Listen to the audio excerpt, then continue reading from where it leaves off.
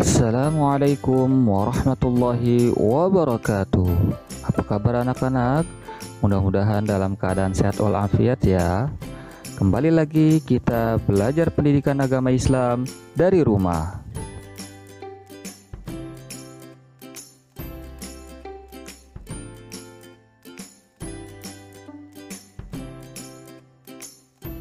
Pada kesempatan kali ini kita akan belajar pelajaran 5 tentang Aku Cinta Nabi dan Rasul dengan subtema kisah teladan Nabi Musa alaihi salam. Baik anak-anakku sekalian, sebelum kita mulai belajar, jangan lupa berdoa terlebih dahulu ya, agar kita diberikan keberkahan dan kemudahan dalam menerima ilmu. Berdoa dimulai. Bismillahirrahmanirrahim. Raditu billahi rabba wa bil islami dina wa bi Muhammadin nabiyya wa rasula. Rabbi zidni ilma warzuqni fahma. Amin. Baik anak-anakku yang solih dan solihah, Nabi Musa alaihi salam lahir di zaman Raja Fir'aun. Di masa itu, Fir'aun memerintahkan setiap bayi laki-laki yang lahir harus dibunuh karena pengaruh mimpinya. Menurut ahli nujumnya, mimpi Raja Fir'aun menandakan akan lahir seorang bayi laki-laki dari Bani Israel yang kelak akan membinasakan kekuasaannya. Raja Fir'aun terkenal sombong dan mengaku dirinya sebagai Tuhan. Allah Subhanahu wa Ta'ala melindungi Nabi Musa alaihi salam dengan menurunkan ilham kepada ibu Musa alaihi salam agar anaknya dimasukkan ke dalam peti, kemudian dihanyutkan ke dalam sungai Nil. Bayi Musa pun diselamatkan oleh seorang wanita bernama Asiyah, istri Fir'aun. Melihat anak itu, Fir'aun marah. Akan tetapi dengan bujuk rayu Asiyah, Fir'aun luluh hatinya. Ia tidak jadi membunuh Musa kecil. Suatu ketika, Musa kecil menangis karena kehausan. Asiyah memerintahkan pengawalnya untuk mencari ibu yang dapat menyusui bayi itu. Maka berdatanganlah wanita-wanita yang ingin menyusui bayi Musa alaihissalam. Namun, setiap kali ada wanita yang hendak memberinya susu, bayi Musa alaihissalam tidak mau, ia tetap menangis. Hingga akhirnya datanglah seorang wanita bernama Yukabat. Wanita ini menggendong dan menyusuinya. Seketika itu juga Musa kecil terdiam dan berhenti menangis sampai tertidur nyenyak. Mereka tidak mengetahui ternyata Yukabat adalah ibu Musa sendiri. Selanjutnya Asiyah meminta agar Yukabat tinggal di lingkungan istana untuk mengasuh Musa kecil. Yukabat pun bersedia dan dengan senang hati mengasuh anaknya sendiri di lingkungan istana Fir'aun. Baik anak-anakku yang salih dan salihah, suatu ketika seorang laki-laki bergegas datang kepada Musa alaihissalam dan berkata, "Hai Musa, sesungguhnya pembesar sedang berunding untuk membunuhmu.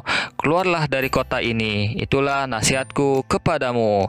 Musa alaihissalam mengikuti nasihat orang itu, maka keluarlah ia dengan perasaan khawatir seraya berdoa, "Ya Tuhanku yang Maha Kuasa, yang Maha Pengasih lagi Maha Penyayang, bebaskanlah aku dari cengkraman kaum Fir'aun yang aniaya."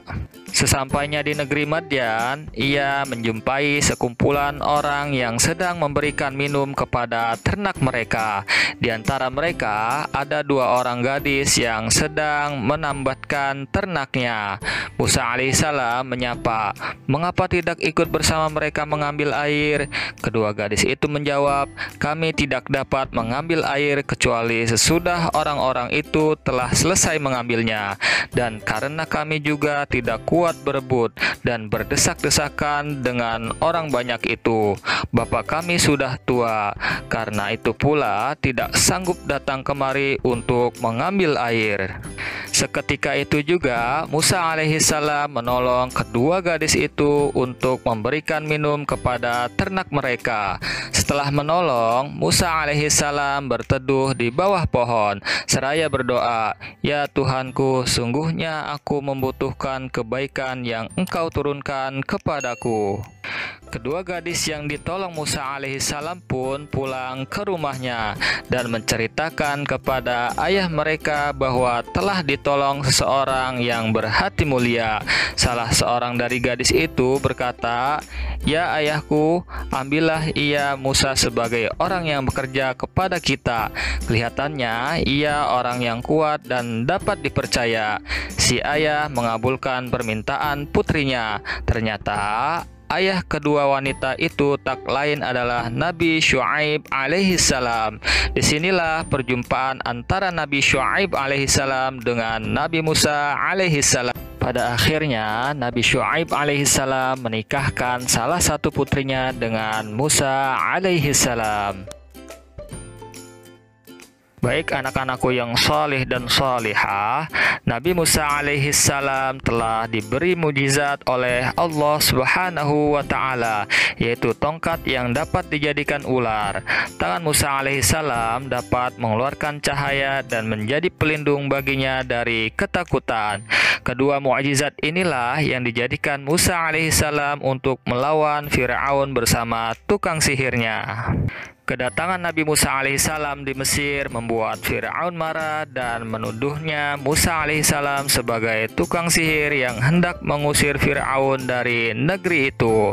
Musa alaihissalam telah mengingatkan Fir'aun, "Janganlah kamu membuat dusta, nanti kamu dibinasakan dan mendapat siksa dari Allah Subhanahu wa ta'ala."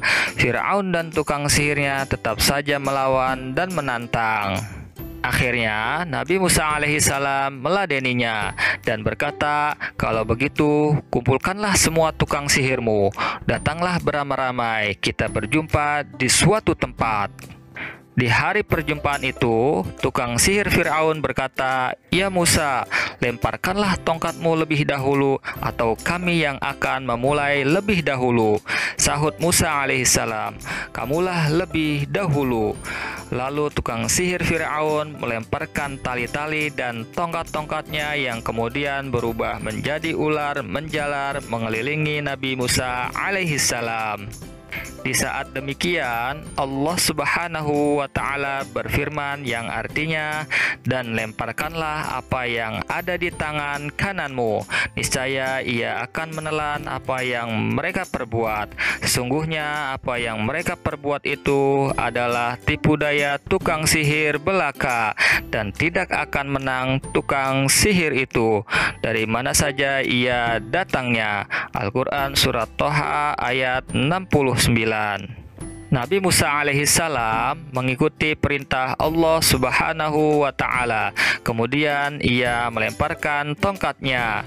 Seketika itu jadilah ular besar merayap sambil memakan ular-ular tukang sihir Fir'aun. Kejadian ini membuat sebagian tukang sihir Fir'aun mengaku kalah dan bersujud kepada Allah Subhanahu wa ta'ala. Sebagaimana firman Allah Subhanahu wa ta'ala yang artinya, lalu tukang-tukang sihir itu tersungkur dengan bersujud seraya berkata, "Kami telah percaya kepada Tuhan Harun dan Musa." Al-Quran Surat Toha ayat 70. Karena melihat tukang sihir tersebut telah beriman kepada Nabi Musa alaihissalam, demikian juga istrinya Siti Asia, maka Fir'aun bertambah marah dan ganas. Bersama bala tentaranya, dia menyiksa orang-orang yang beriman termasuk istrinya sampai mati.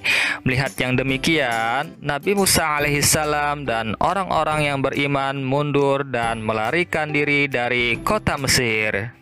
Fir'aun dan tentaranya terus mengejar Nabi Musa alaihissalam dan pengikutnya sampai ke dekat Laut Merah. Nabi Musa alaihissalam dan pengikutnya kebingungan. Pada saat itulah turun wahyu dari Allah Subhanahu wa Ta'ala yang memerintahkan agar Musa alaihissalam memukulkan tongkatnya ke permukaan Laut Merah. Tiba-tiba saja laut membelah menjadi dua bagian. Jalan yang panjang telah terentang di hadapan mereka. Nabi Musa alaihissalam dan pengikutnya terus berlari mengikuti jalan panjang yang telah terbentang menuju seberang. Di kejauhan terlihat Fir'aun dan bala tentaranya terus saja mengejar Nabi Musa alaihissalam. Akhirnya Nabi Musa alaihissalam sampai di seberang dengan selamat, sementara Fir'aun dan tentaranya masih berada di pertengahan jalan. Di saat itulah Allah Subhanahu wa Ta'ala mengembalikan Laut Merah seperti semula. Fir'aun dan tentaranya pun ditelan oleh air laut. Demikianlah pembalasan dari Allah Subhanahu wa Ta'ala terhadap orang yang durhaka.